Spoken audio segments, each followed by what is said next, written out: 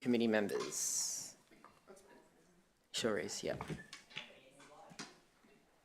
Good morning and welcome to the Community Culture, Arts and Sports Committee, number 11 for the year. I can see that we have all members in attendance, so I'll pass over to Councillor Kunzelman for our acknowledgement of country this morning. Thank you, Chair. Today this committee recognises the traditional custodians of the land on which we meet. We support their right to democratic representation and social inclusion.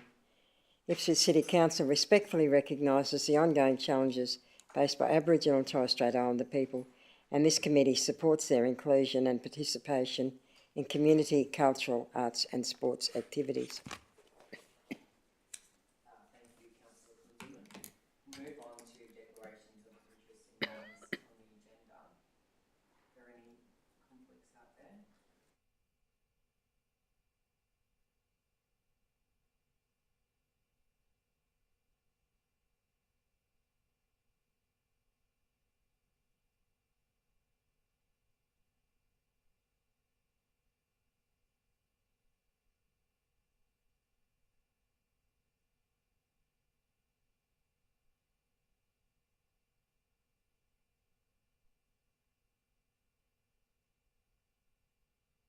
Is that the Turf Club does like to share around the events that they have associated with the Ipswich Cup, and this could potentially land with one of the events happening at my family's restaurant. So I would like to invite other councillors to determine if I can continue and participate in the decision process. So, may I ask what that event was? The events could be any of the peripheral events that happen around the Ipswich Cup, from the Calcutta to Barrier Draw. They've had a real focus in keeping it local with top of town businesses. Okay, because I know that they had the Barrier Draw here the last 2 years, Yes. I think. Okay. And has that business received any work from that? Yeah. Your business? It has? Yes, yes. How many times? Once. Just the once. Okay. No worries. Thank you. Thank you.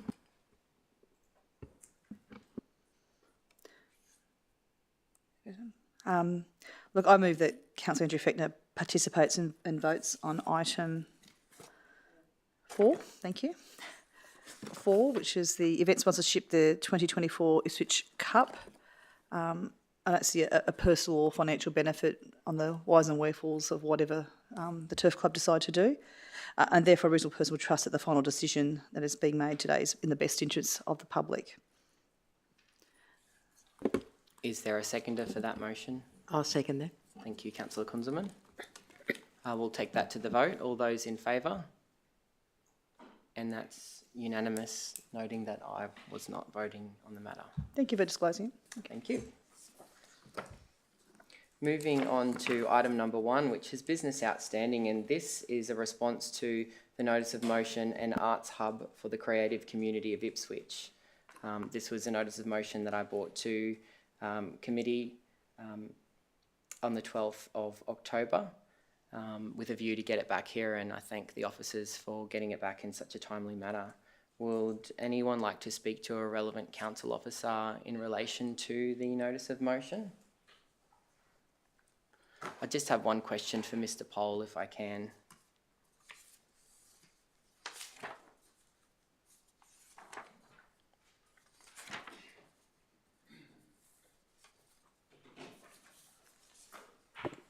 Good morning. Ben Poll, General Manager, Community, Cultural and Economic Development.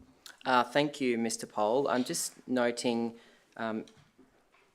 through the report there are a series of recommendations or ways for committee to potentially move forward.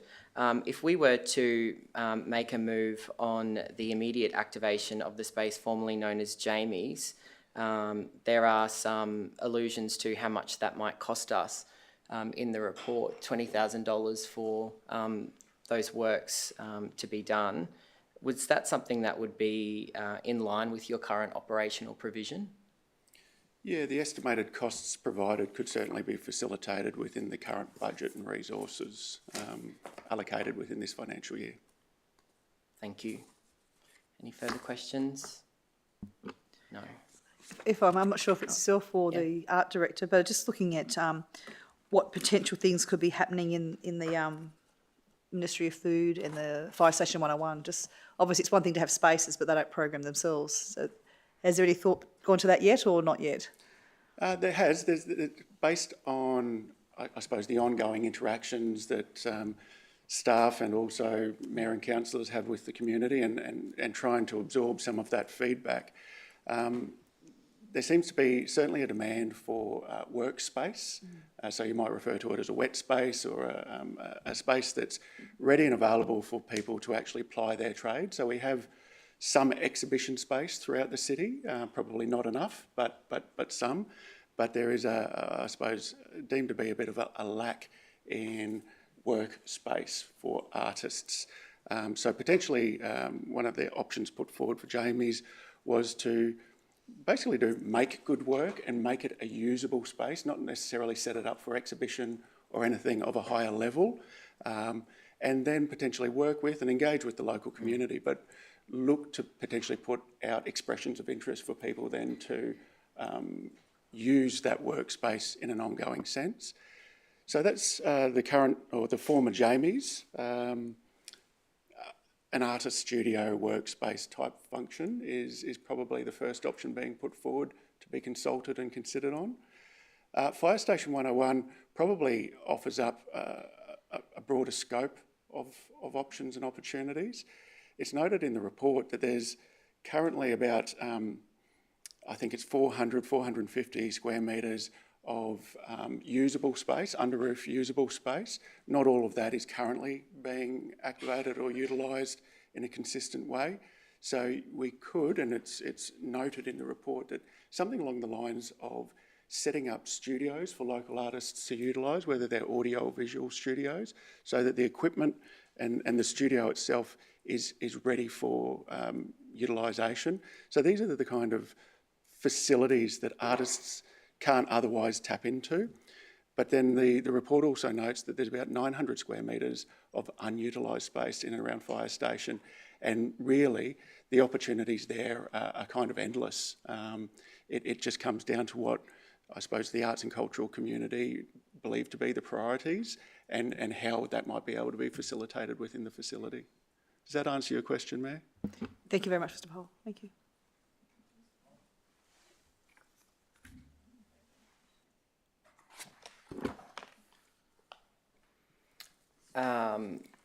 Thanks for your questions, Mayor.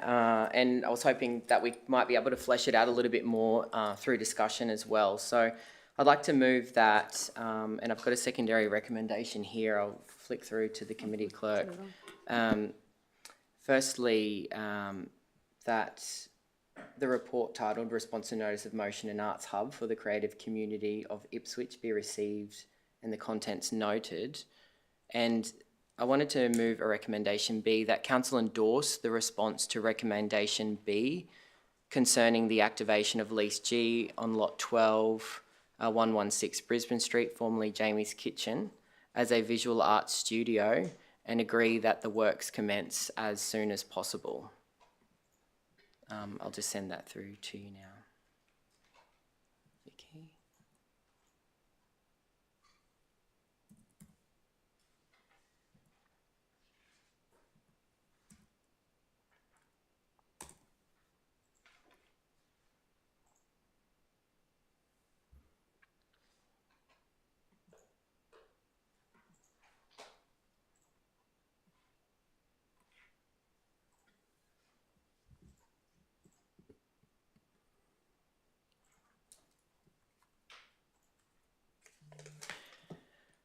Should appear on the screen for us momentarily to have a look at.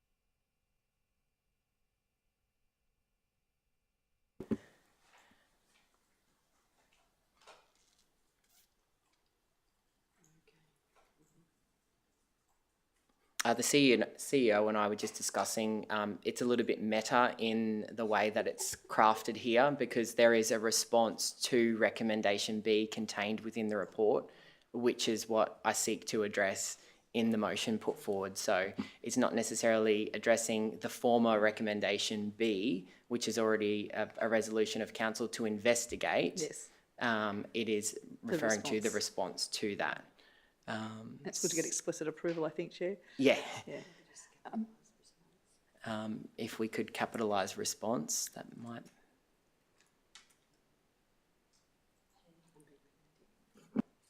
Councillor Kunzelman? Was it to be just visual arts or audio type arts as well? In this instance, in the Jamie's Kitchen, would be a focus on the visual arts. Yep. So I'll move that. Do I have a seconder? Thank you, Councillor Doyle. I'll now open up for discussion and just speaking to your point earlier, Mayor, about envisaging what might happen in that space, and we might have a further amendment to the recommendation in front of us here to kind of solidify what that approach might be in terms of engaging with potentially the Ipswich Arts Advisory Group, but also engaging the broader list of participants we have as creators of Ipswich. There is quite a significant mailing list of people who are engaged in the arts in Ipswich as well, to do a targeted but very broad assessment of the needs of our local creators. So I guess, seeking thoughts of the committee around potentially crafting something to that effect, that now that we've decided that this is the path forward for this particular tenancy, let's take it on a bit of an engagement path and seek to get the opinions and thoughts and aspirations of those in the creative community. Thank you, Chair. Quick Yeah, question, Councillor if Doyle, I may. of course. How many people are we talking about? How many residents within the arts that you're talking about engaging with? So in the first instance, it would be prudent of us, I believe, to send it to the Ipswich Arts Advisory Group. And then more broadly send it to the creators. There's more than 150 creators, but what that engagement exercise looks like I'm not looking to prescribe what that is. Just trying to get my head around what we currently have in place to leverage off. So it's approximately 150 on an email list. More than, yeah. So that has been collected through all of the creators of Ipswich summits. So I'm getting word that it's actually more than 600. So all of the creators of Ipswich summits, all of the Articulate workshops that we've been running, all of these people feed into that one central mailing list, which is a great resource for us to undertake an engagement exercise. Mayor, your thoughts on it? Councillor Kunzelman. I'm just thinking that it's going to be difficult to demonstrate fairness in allocating the space. That's all. And I guess that, sending it out to, those key stakeholders to inform what would likely be an expression of interest process to kind of, allow for that equity, when we're, assigning that space to potential future users as well. So that, I guess, there's the opportunity in that if there was an open expression of interest to members of the community to participate in that space, then that would quite easily be resolved, I think.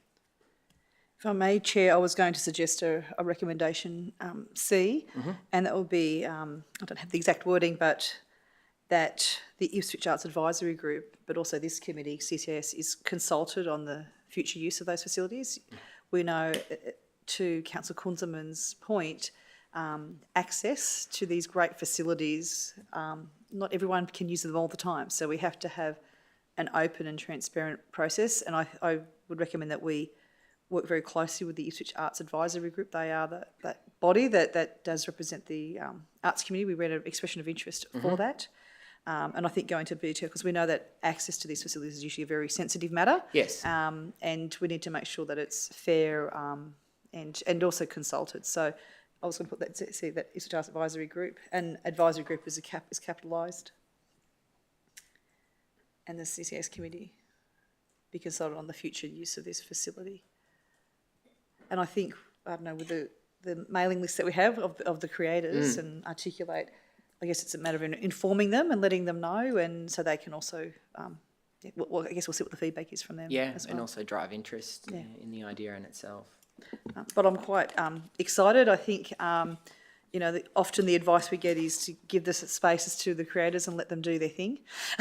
And as a government, we should be interfering too much and letting them create and do wonderful things. Yeah, so the Mayor's proposed that additional recommendation there. I'm happy to include that. Councillor Doyle as the seconder, are you happy? Yeah, thank you, Chair. Yep. Thank you. You know, we've seen such success through the Articulate program. We've heard, through the many years of creators of Ipswich summits that artists are looking for new places to explore their crafts. So I think this is a really important first step for the creative community to activate a space that is so close to the city heart, within the cultural spine of the city, very close to the gallery and the community gallery. Yeah. There are some real synergies that happen in those spaces. If I can, Chair, if I look at broader, so in response to recommendation C, which is on the woolen mills, we only have so much money as a council, and then there's so much money that we can, that the ratepayers give us, and we really need to, I guess, look at long-term and short-term. We have a need now to support our creators, and we do see from that recommendation C that is tens of millions of dollars for the woolen mills. So, in today's dollars, you're looking at 20 million plus. So is there another way that we can activate part of it, or what can we do in a safe way, but also a fiscally responsible way, noting that every dollar that we put towards that now will take money away from the fire station and Ministry of Food. So we've got to balance that up, and I think I would love to consult with the Ipswich Advisory Group on how we do that. Yeah, I agree, and that was always the intention of this notice of motion, to kind of set a path to put a flag in the ground on a few of these ideas that have been swirling around in the creative community for decades. So yes, the immediate activation of the Jamie space is important and is within the current resource, operational resource allocation of the organisation. So that for me is a no-brainer. And then just looking forward to those opportunities that we have. I mean, we've come such a long way in the last 4 years when it comes to engaging with our creative community. They are active, they feel listened to, and they feel like they are meaningful participants in this. There's also an acknowledgement broadly in the community that we can't just switch on these spaces overnight.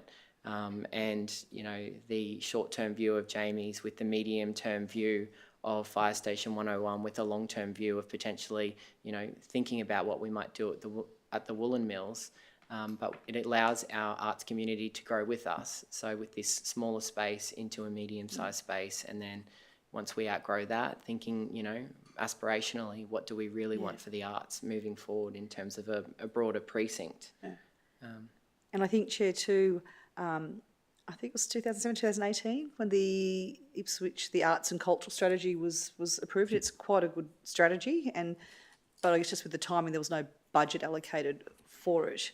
But also there was a strong view in the arts community that the Wool Mills would be that arts hub, and that council would spend money. I think there was not an understanding of how much money it would take, or the level of asbestos and the toxicity in the ground from being an old woolen mill. The contamination. There was no understanding of that safety side, and obviously in time we now know that. So I think it's a matter of, there's still an expectation in the arts community that the wool mills will be all done up. So I think it's really important to share the information that we have and show that we're looking at that. What can we do now while we look at what's going to happen there, because it is going to take a significant amount of money. A significant amount of money and a significant amount of time.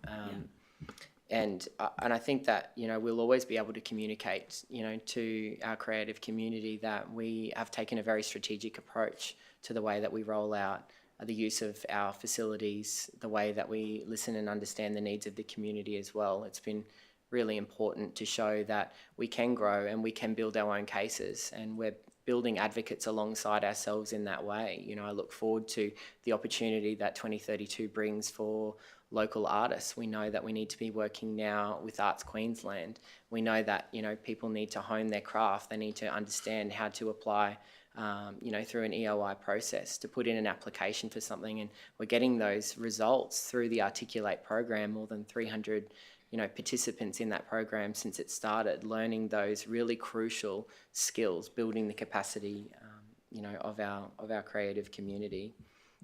You know, I just wanted to flag in there also that Fire Station 101, although it hasn't been consistently used by any one particular user group, the arts have really lent on that space, particularly in the performing arts.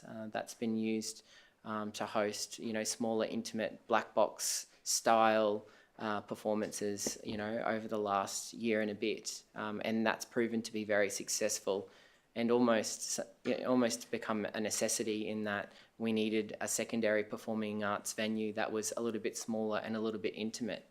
And my mind immediately thinks, you know, in terms of the long-term strategy of the Civic Centre and what might happen there, you know, we may need to consider what the interim use is if the Civic Centre does get funded, you know, through the state to have a significant upgrade. So the Fire Station 101, planting a flag in the ground there for the use by our creative community is really important. So I did take some time to think, to discuss with community, you know, before bringing this notice of motion. And it just seems like it happened at the right time. There's logical progressions here, and it's easy to understand the thought process behind why we want to kind of point at these particular venues as opportunities for our creators. Councillor Doyle? Oh, just thank you, Chair. Just wanted to point out, I think Galvanised was also another example. It was a great exercise for our creatives. They utilised that space during Galvanise, and it opened their eyes to how they can work in the space, utilise the space, and it was lovely to see the excitement. It was lovely to walk through Fire Station 101 and seeing that whole place, I guess, being reinterpreted. What was the individual firemen's offices were set up by each of the individual artists that were featured there during Galvanise. So great use of space. Thank you, Councillor Doyle. Councillor Kunzelman. I just want to mention that I've been to a couple of performances at Fire Station 101, and it's perfect for the small scale, you'd probably know the language better than I did, but the small scale productions. Yeah, absolutely. Performing artists like it. I mean, it's easier to sell out small shows. We've got a Christmas radio show play happening there before Christmas, which will be lovely. So we continue to see those activations happen there, and there's not the pressure or the anxiety of trying to sell out an entire civic centre worth of tickets as well. So yeah, it's a great use of the space. No further discussion. We'll take those recommendations to the vote. All those in favour? That's unanimous and carried.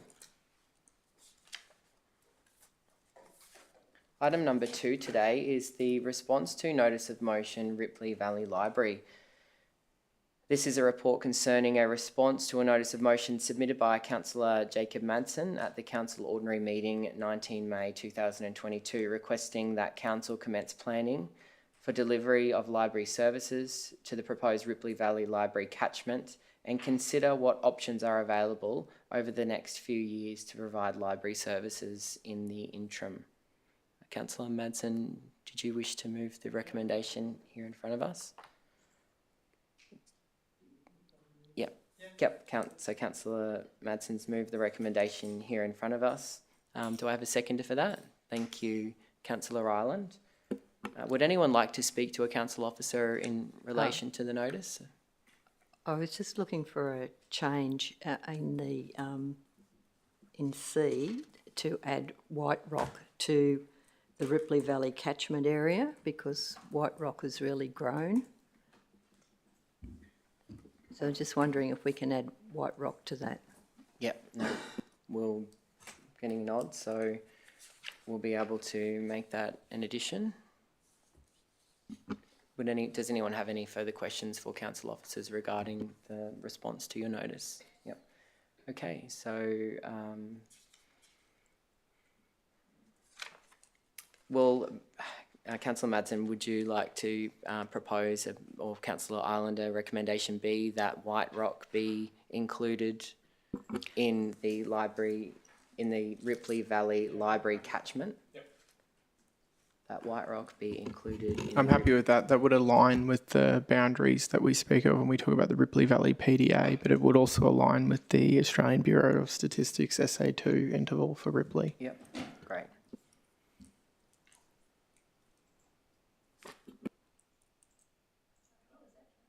In the Ripley Valley Library catchment.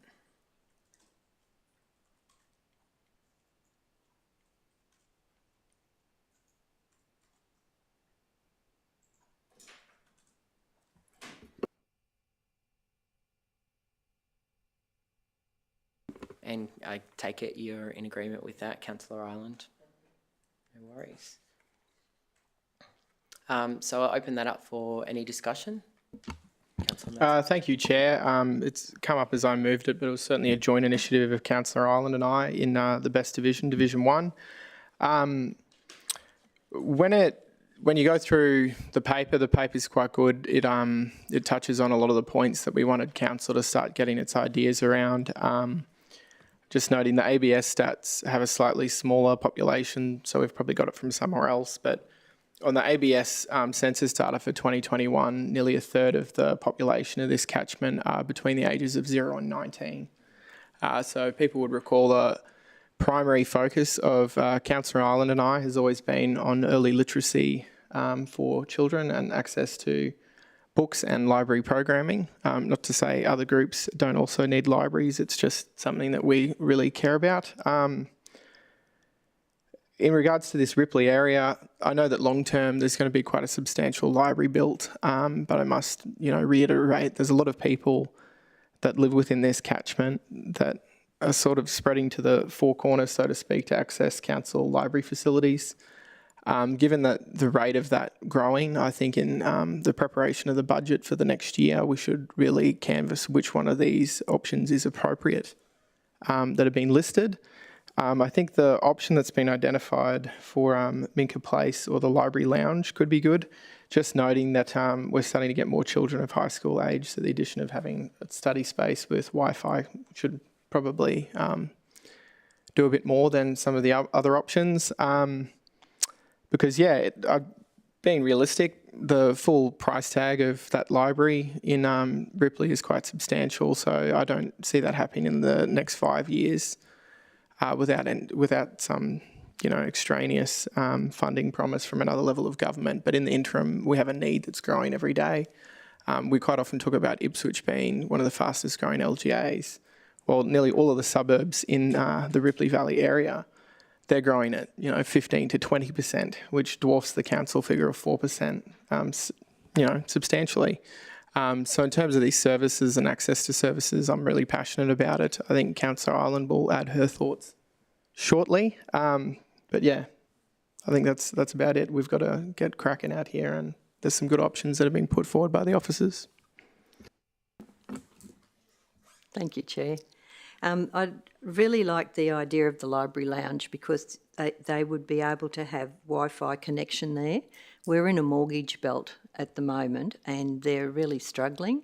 So I guess when I look at the options, a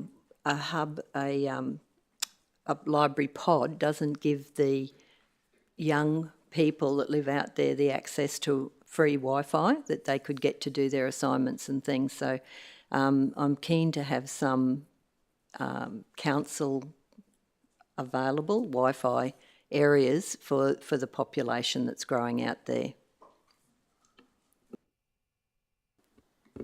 Any further comments? Thank you. If I may, Chair, I was just looking through some of the numbers from the council report early this year, just on numbers and things like I can see that in this report we talked about having 912 active members, and I think in our libraries we have about 54,775 active library members across our city. And I know that there were about nearly 4,500 loans from this catchment, noting it doesn't have White Rock in there, over I think 546,566 loans previously. So I'm very keen to look at population increases, because there'll be a nexus at some stage when it's the best time to know that we need to have a library set up there in Ripley. So I'm very keen to see, I know it's in our long-term financial forecast for 2028, 29 build, but I'm very keen to see any population modelling to see when that sort of sweet spot would be to make sure that we have it there in time. Yeah. Councillor Madsen. Just to clarify, I think I'm fairly comfortable with the assumption that a lower rate of books loaned per capita may be occurring due to a proximity issue. So that's why I've pushed the interim solution. Not to just to raise that constructively, Mayor, because the further you have to go to something, it affects the frequency that you might do it, in my opinion. And I think it's interesting that the most frequent library is the Springfield Central Library, yet the figures are very similar to the Ipswich Children's Library loans. It just shows to show the demand for kids in that catchment. Through the chair, I'd also just like to mention that under the Ripley Valley Act, or whatever we'll call it, we have to take land from Sekasui House for that reason, and we've also been talking to the state government about joining a library with a community centre, and for a really big growing area of mostly majority of young people, I think we really need to start to think about a meeting space, that community meeting space out there. So that's again why I'd like to see a library lounge at least started. You can sit down and talk to people. Thank you. I was going to say, Chair, I'd like to thank the Vision 1 councillors for bringing this forward, because I think this is, it's great to have the facts in front of you. So now we've got the facts and figures as we go into budget discussions and negotiations. So thank you very much. And just to your point, Councillor Ireland, yes, I'm aware, and it speaks to it in the report, that we've been discussing the provision of a neighbourhood and community centre in that PDA area. It's something that the state government's really keen to start the process of, construction. So it absolutely makes sense that we would think about what we could do in terms of a library activation in a space like that. I've seen some wonderful examples of how they have done it in other places in Australia and even overseas, where they join the library with something else, and it really, really works well. It makes sense, and it speaks to what Ms Dower was telling us this morning about the model of more than just one primary user or one use case for any particular one of our centres, and moving away from that and into sharing our spaces with more community groups, with more options to participate in community life as well. So it's very much the strategic direction that we're on, and I would also like to thank you both for bringing this through and being so pragmatic about the way that you see library services being delivered out there. There wasn't a hard-nosed approach towards the committee about wanting to have a piece of infrastructure, started next year to get it going. And that your main concern is that you've got lots of young people out there, and our city loves that young programming, and we need better educational outcomes for our young people. So I applaud you, in that flexibility, in thinking outside of the box as to, how do we service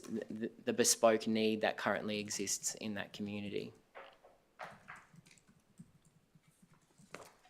With no further discussion, we'll take that to the vote. All those in favour?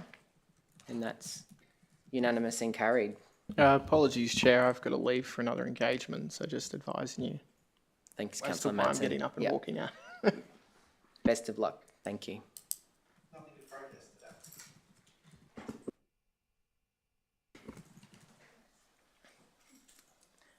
Item number 3 is the confirmation of minutes of the previous committee, and the recommendation here is that the minutes of the Community, Culture, Arts and Sports Committee held on the 9th of November be confirmed. I'm happy to move them. Do I have a seconder?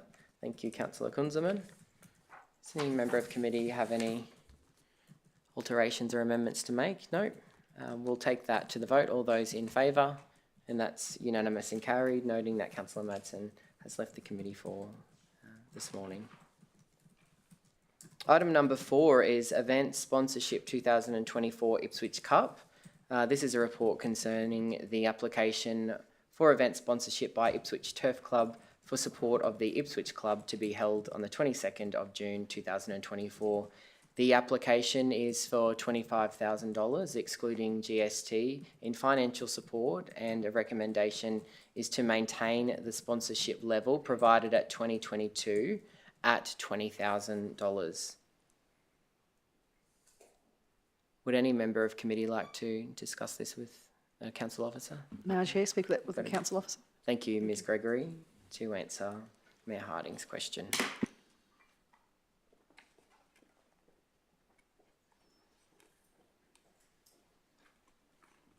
Good morning, Carly Gregory, Manager of Marketing and Promotions. Thank you. Ms Gregor, I note that we're obviously looking at the council officer's report is suggesting a $20,000 I guess event sponsorship. Is there anything else that council does to support that doesn't have a dollar figure? Yeah, it's a really good point. Obviously, we are absolutely aware that there is a growing cost to put on events. Costs are rising, have been doing so since the pandemic. So we're very cognizant of that. But we also know that we don't just keep getting an increase in our funding pool as well.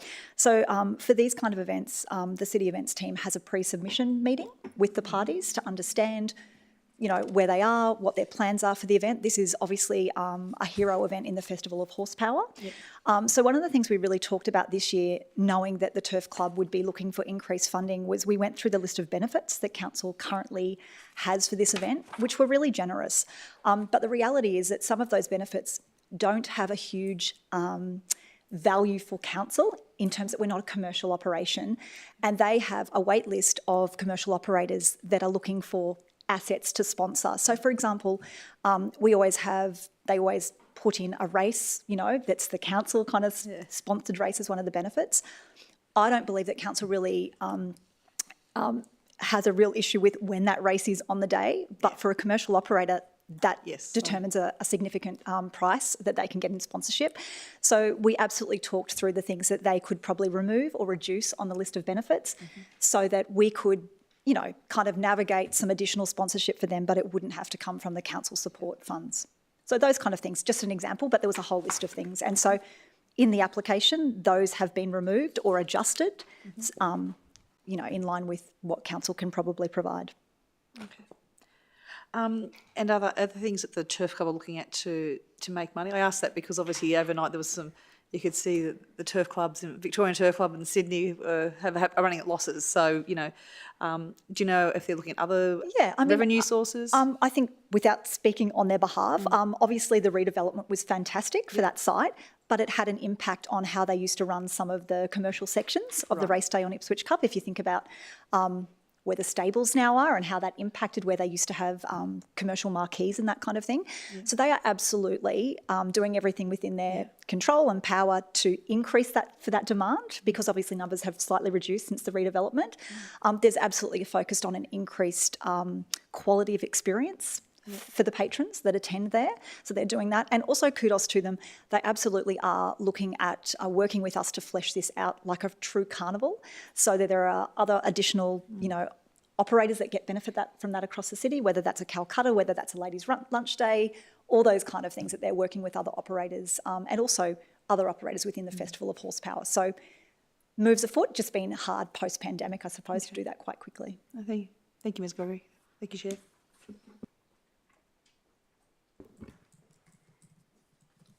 The recommendation here is that council provide us event sponsorship of $20,000 excluding GST to the Ipswich Turf Club for the 2024 Ipswich Cup. I'll move that. Do I have a seconder?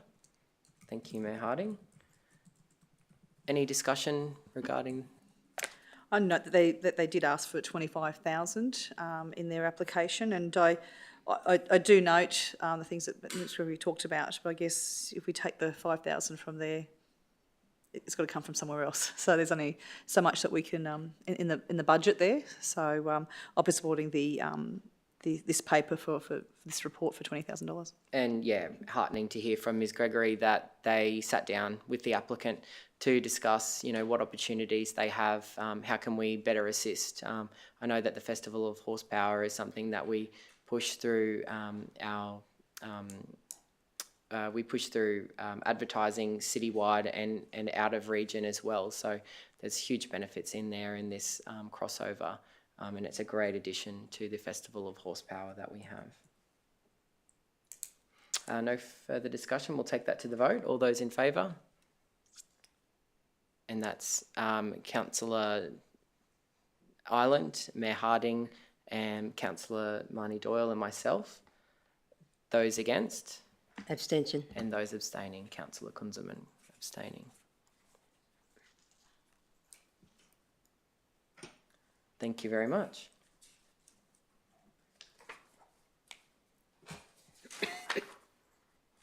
Item number 5 is another event sponsorship application, and this one is for the 2024 Ipswich Show. This report is concerning an application for event sponsorship by the Ipswich Show Society for support of the Ipswich Show to be held from Friday the 17th to Sunday the 19th of May 2024. The application for $40,000 excluding GST and financial support.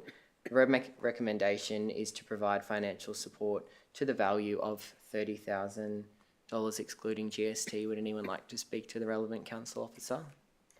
Mayor Harding. Thanks, Ms. Gregory. I should have had the foresight to keep you.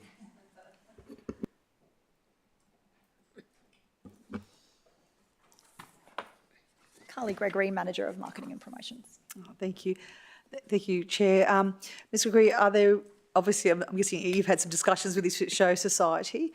What's some of the other support that's non-financial that Council's offering the Show Society? Yeah, obviously through our marketing channels, it's a significant local event. It's, you know, got a very long history, so we always can support the Ipswich Show through our marketing channels, both General Council and things like Discover Ipswich and Ipswich Festival, so we're doing that.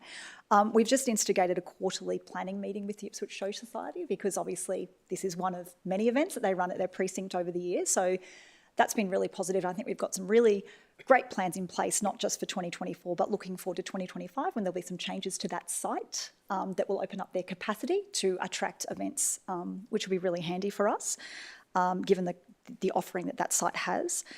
Again, this is challenging. There's been some anomalies, obviously, in the funding since the pandemic and with increased costs and those kind of things. Traditionally, our value was around $25,000 for this, so this is an increase, but obviously what's been assessed by the panel is not what they are asking. So, yeah, we're bringing that forward. Thank you, Ms. Gregory. Thank you, Chair. The recommendation here is that Council provide event sponsorship of $30,000 excluding GST to the Ipswich Show Society for the 2024 Ipswich Show. I'm happy to move that. Do I have a seconder? Thank you, Councillor Doyle. Now that I open that for discussion. Yes, Chair, my preference is for the full 40,000, and I guess I'll sort of give the reasons why. Councillor Coons and I, we attended the AGM just recently, and we can see there that the Show Society has significant cost increases, like a lot of venues and events. They are a big part of our community, and just some of their bills, for instance, their annual insurance bill is about $180,000 a year.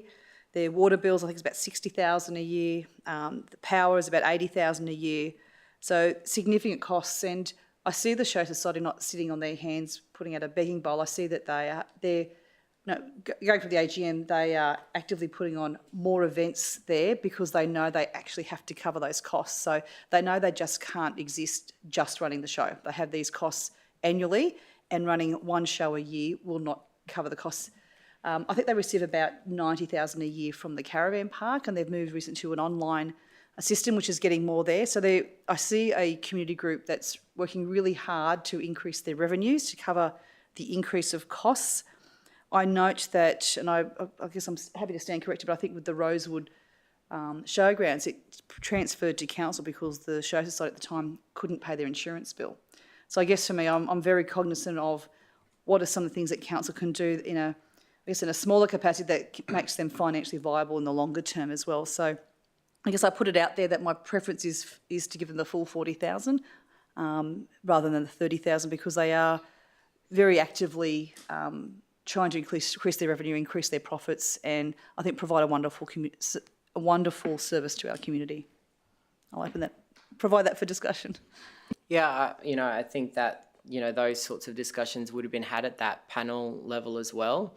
You know, we have a policy for a reason. We have a panel that kind of, you know, takes all of the evidence and all of those discussions on balance to provide a recommendation to our committee. I note that we have gone and given above and over and above for the last few years, noting, you know, the re-emergence, you know, from the pandemic, and also for the big show last year, which were all, you know, meritorious reasons for, you know, giving, you know, extra money to the show at the time. I'm unsure of what other members of committee might wish to recommend to full council. There is another opportunity for us to have this discussion as a full council, and it might be prudent to do so if we're thinking about, you know, deviating from, you know, what the panel had decided at $30,000 to be fair. For full consideration of the council might be more appropriate. $10,000 worth. My other option was to do a foreshadowed motion to increase that to 40,000. You're more than welcome to do so. Yeah, so may I move a foreshadowed motion that the council provide the event sponsorship of $40,000 ex GST to the Show Society for the 2024 Ipswich show.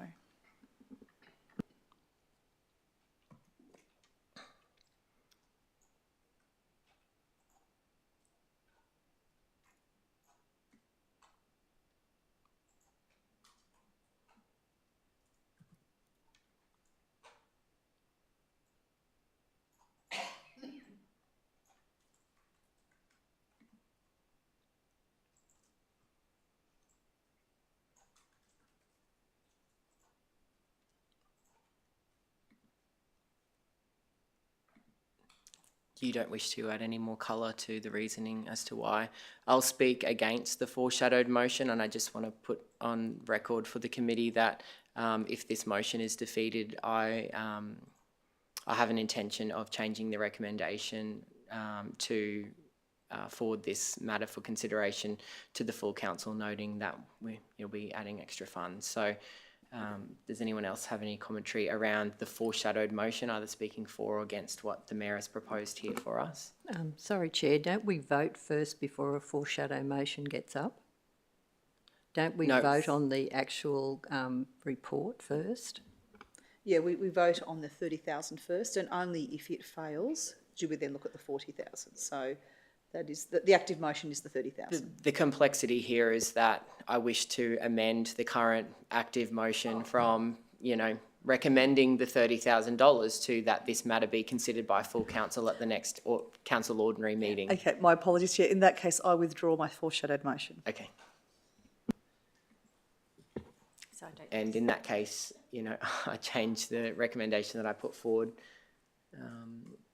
Of course, seeking the support of Councillor Doyle, if you're happy. Thank you, Chair. Yes.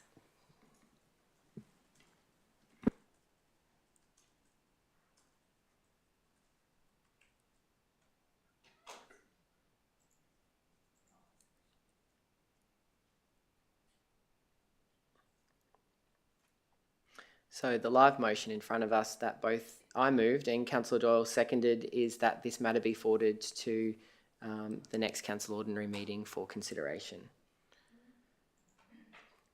With no discussion, we'll take that to the vote. All those in favour, and that's unanimous and carried.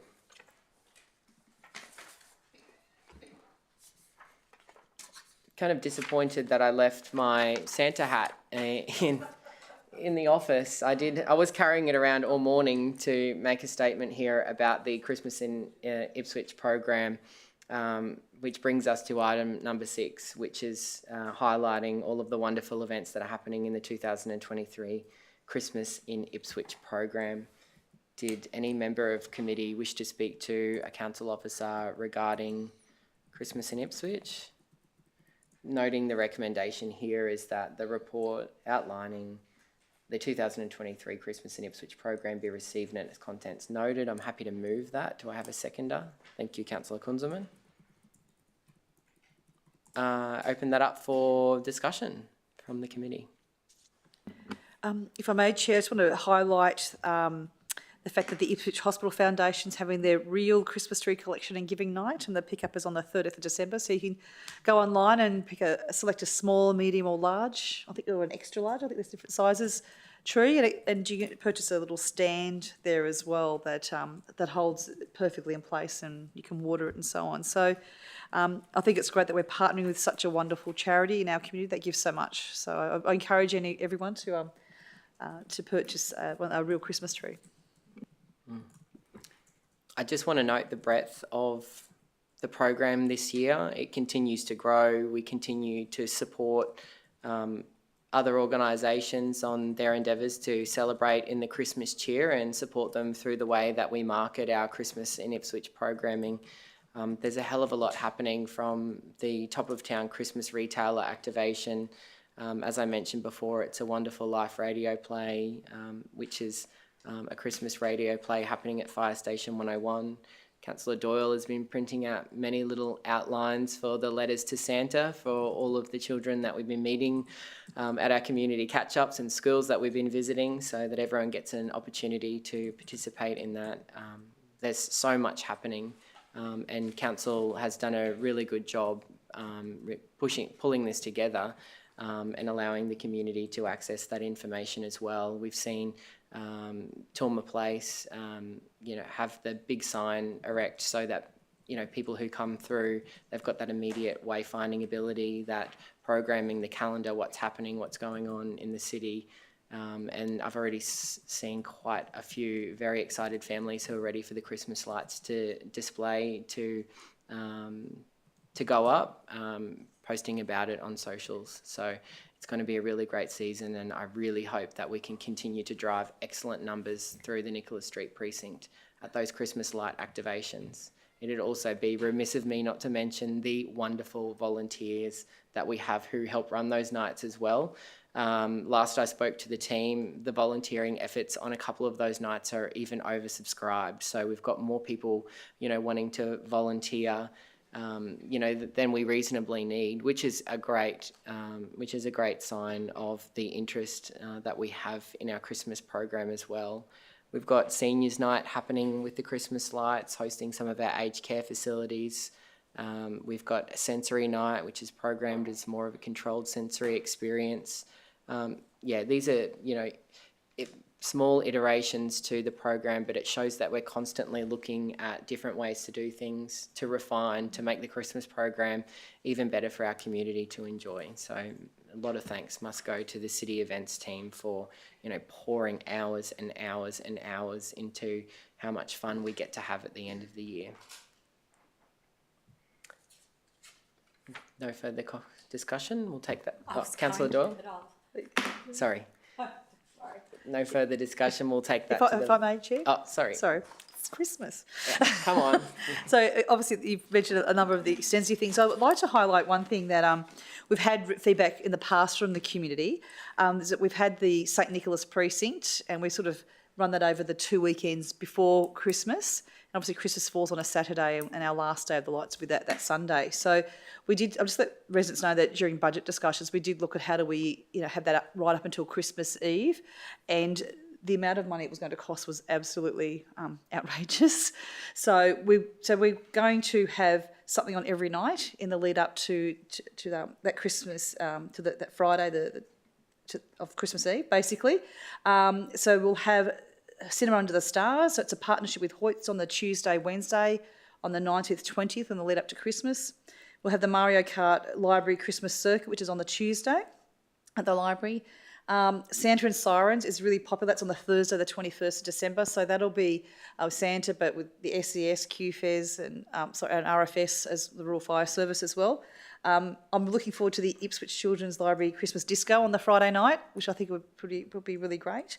So I'm really grateful that we've been able to have a really great program in the week leading up to Christmas, but still very cognizant of the cost. But I'm actually really excited by the program there.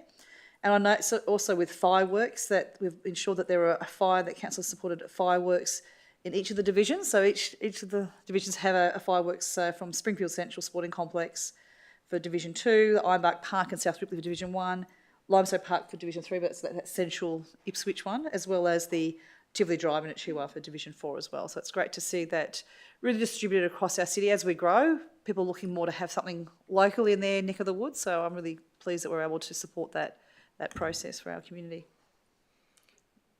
I'm yet to find out what exactly the Mario Kart library Christmas circuit is, but if it does involve a Nintendo Switch and Mario Kart 8 Deluxe, Mayor, I challenge you as the city's youngest councillor in 163-year histories. I'm probably, in the city's 163-year history, the best at Mario Kart 2. I reckon you'll beat me. I've never used a Nintendo Switch. PlayStation, I'd have it, but... With no further discussion, we'll take that to the vote. All those in favour? That's unanimous and carried. Item number 7 this morning is the quarterly event sponsorship and ticket allocation report. This report is concerning the event sponsorship approved in the period of 1 July 23 to 30 September 23 as required under the event sponsorship policy. The recommendations here are that, firstly, would anyone like to speak to a relevant council officer regarding these?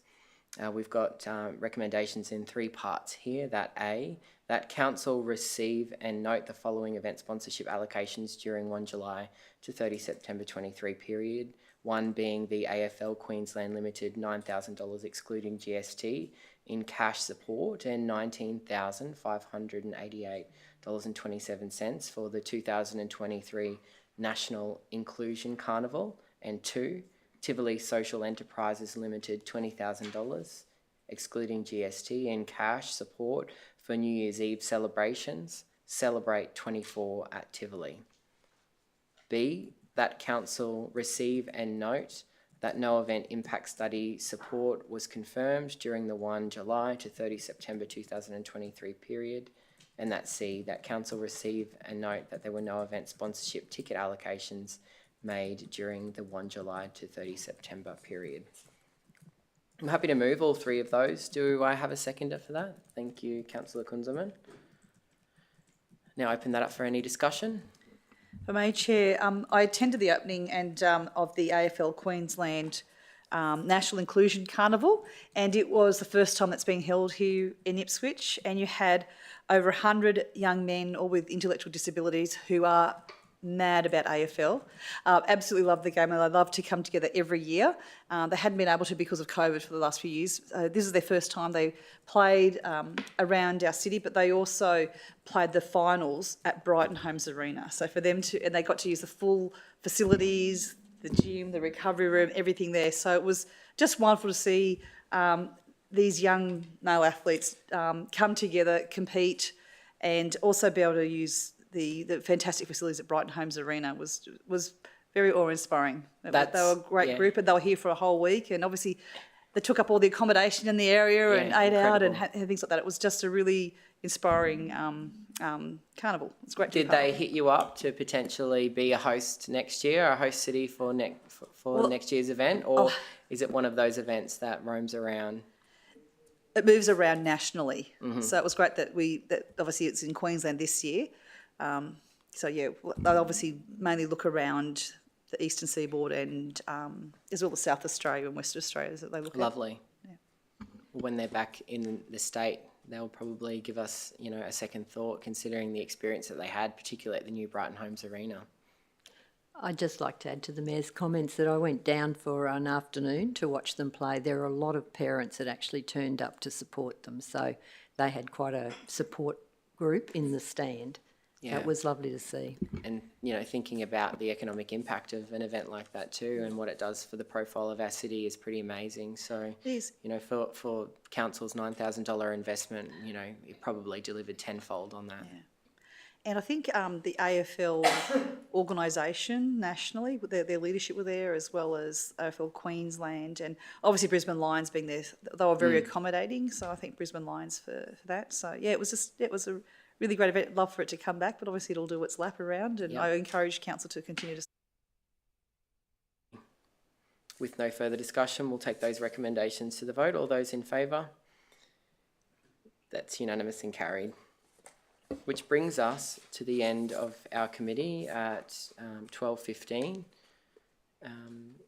I'll propose that the Economic and Industry Development Committee commence at 1 p.m. Is everyone okay with a 45-minute break for lunch? 1 p.m. We'll keep it tracking.